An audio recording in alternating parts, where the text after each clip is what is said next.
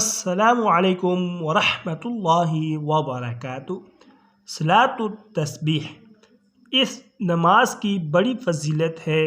اس کے پڑھنے سے انسان کے صغیرہ و کبیرہ گناہ اللہ تعالی معاف کر دیتے ہیں۔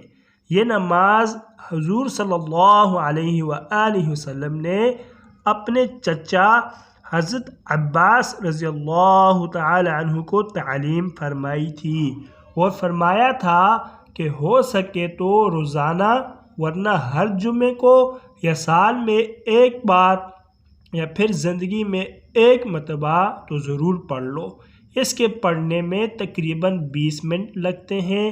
رنج و مصیبت اور سختی کے وقت یہ نماز نہایت مفید ہے۔ اس نماز کی 4 رکعتیں ہیں۔ سبحان اللہ والحمد للہ ولا الہ الا اللہ واللہ اکبر۔ یہ کلمات 75 مندرجہ ذیل طریقوں پر زائد پڑھے جاتے ہیں۔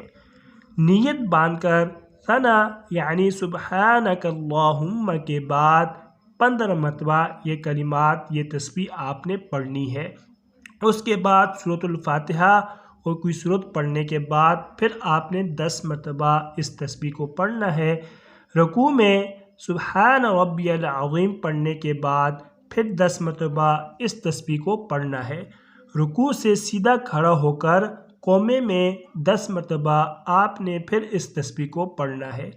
پہلے سجدے میں سبحان ربی الاعلیٰ کے بعد 10 مرتبہ پڑھیں۔ پہلے سجدے سے اٹھ کر جلسے کی حالت میں 10 مرتبہ پھر اس تسبیح کو پڑھیں۔ پھر دوسرے سجدے میں سبحان ربی الاعلیٰ کے بعد پھر اس کو 10 مرتبہ پڑھیں۔ اس طرح ایک رکعت میں 75 مرتبہ ہوئے۔ پھر دوسری رکعت کے لیے کھڑے ہو جائیں اور پھر اسی ترتیب سے چاروں رکعتوں میں یہ کلمات 300 مرتبہ مکمل کریں۔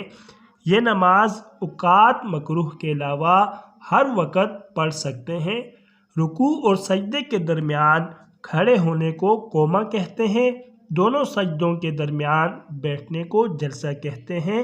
اللہ رب العزت ہم سب کو اس پر عمل کرنے کی توفیق نصیب فرمائے، اور مزید اچھی ویڈیوز کے لیے آپ چینل کو لازمی سبسکرائب فرمائیں۔ جزاکم اللہ احسن الجزاء۔